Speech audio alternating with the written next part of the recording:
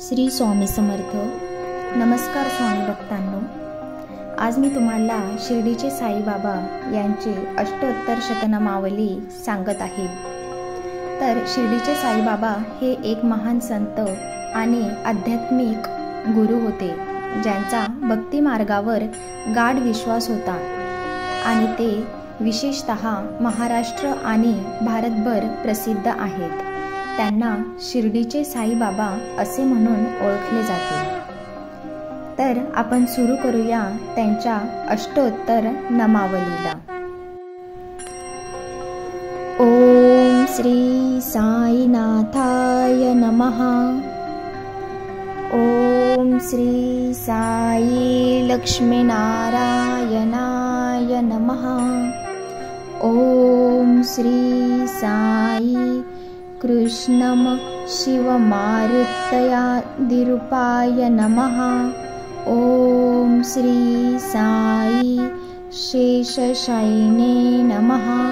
ओम श्री साई गोदावीर तटीशिलादिवासिने नमः. ओम श्री साई भक्तदलाय नमः.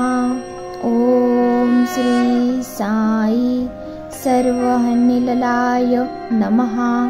ओम श्री साई भूतावसाय नमः.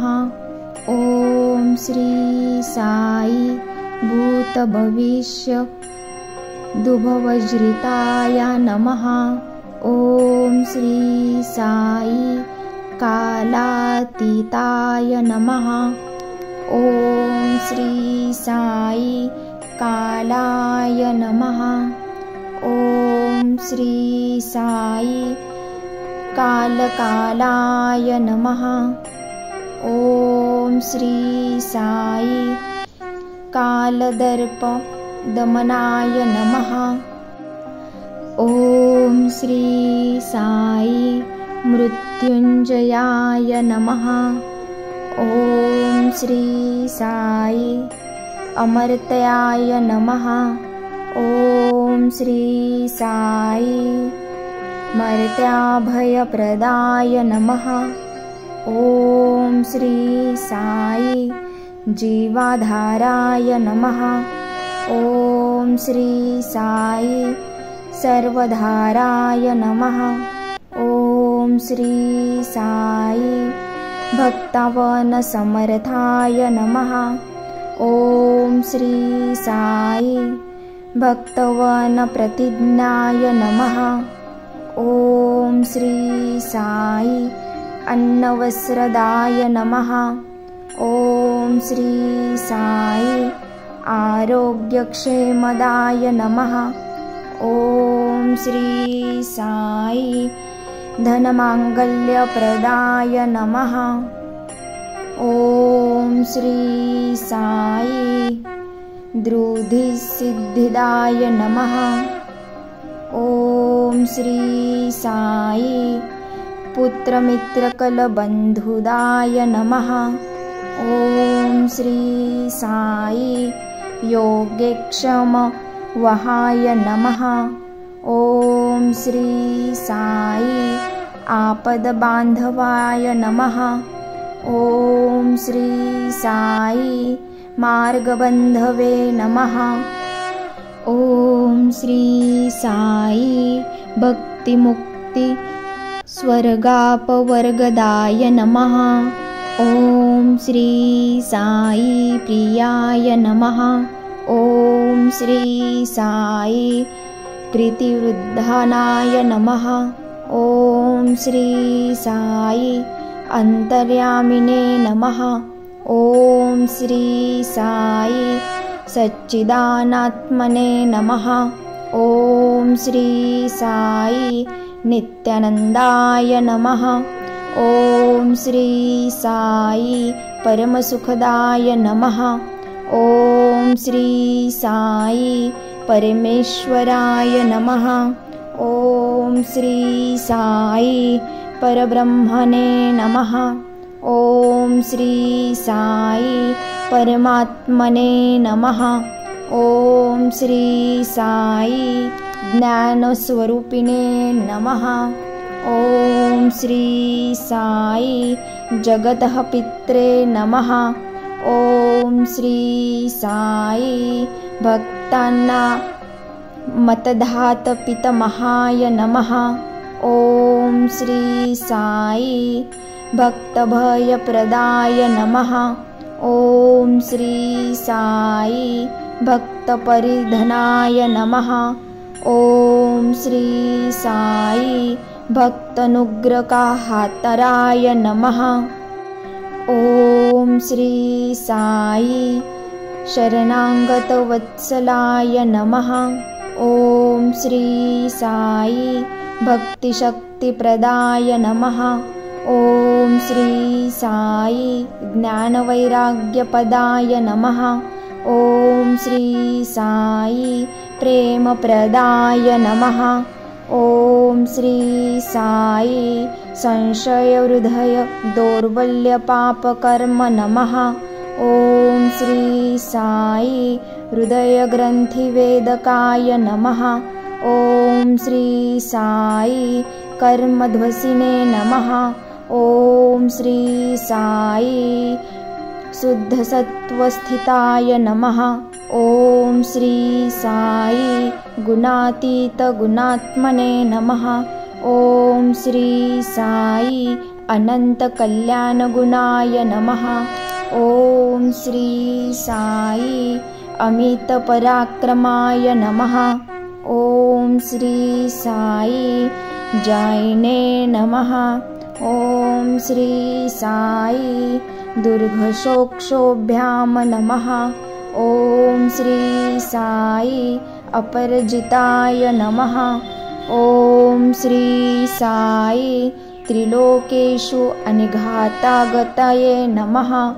ॐ श्री साई अशक्यरहितय नमः। ॐ श्री साई सर्वशक्तिमूर्तये नमः। ॐ श्री साई सुस्वरूपसुन्दराय नमः। ॐ श्री साई सुलोचनाय नमः। ॐ श्री साई बहुरूपविश्वमूर्तये नमः। ॐ श्री साई अरूपाव्यक्ताय नमः। ॐ श्री साई अचिन्ताय नमः। ॐ श्री साई सूक्ष्माय नमः।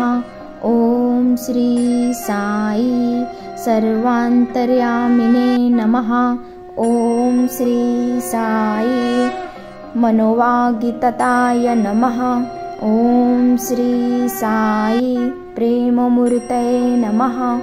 ॐ श्री साई सुलभ दुर्लभाय नमः। ॐ श्री साई असहाय सहायाय नमः। ॐ श्री साई अनाथनाथ दीनबन्धवे नमः। ॐ श्री साई सर्वभारभृते नमः। ॐ श्री साई अकर्मणे कर्कम सुकर्मिणे नमः। ॐ श्री साई पुण्यश्रवण कीर्तनाय नमः। ॐ श्री साई तीर्थाय नमः। ॐ श्री साई वासुदेवाय नमः। ॐ श्री साई सतागतये नमः। ॐ श्री साई सप्तरायणाय नमः। ॐ श्री साई लोकनाथाय नमः। ॐ श्री साई पावननाथाय नमः। ॐ श्री साई अमृतांशवे नमः। ॐ श्री साई भास्करप्रभाय नमः। ॐ श्री साई ब्रह्मचर्य तपचर्य दिशुव्रताय नमः। ॐ साई ॐ श्री साई सत्यधर्मपरायणाय नमः। ॐ श्री साई सिद्धेश्वराय नमः। ॐ श्री साई सिद्धसंकल्पाय नमः। ॐ श्री साई योगेश्वराय नमः। ॐ श्री साई भगवते नमः। ॐ श्री साई भक्तवत्सलाय नमः। ॐ श्री साई सत्यपुरुषयाय नमः।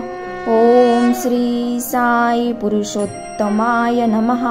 ॐ श्री साई सत्यतत्व बोधकाय नमः। ॐ श्री साई कमादिषडुवै ऋध्वसिने नमः।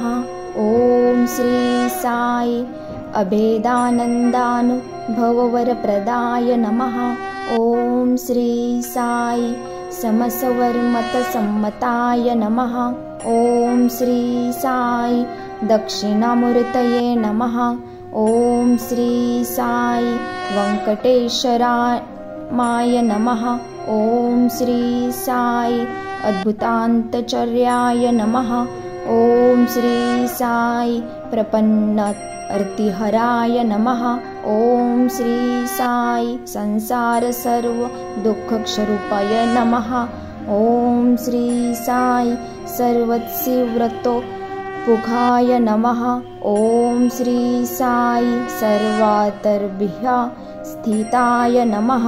ॐ श्री साई सर्वमङ्गलकराय नमः। ॐ श्री साई सर्वाभीष्टप्रदाय नमः। ॐ श्री साई रामरस आत्ममार्गस्थानपनाय नमः। ॐ श्री साई समर्थसद गुरुसाईनाथाय नमः।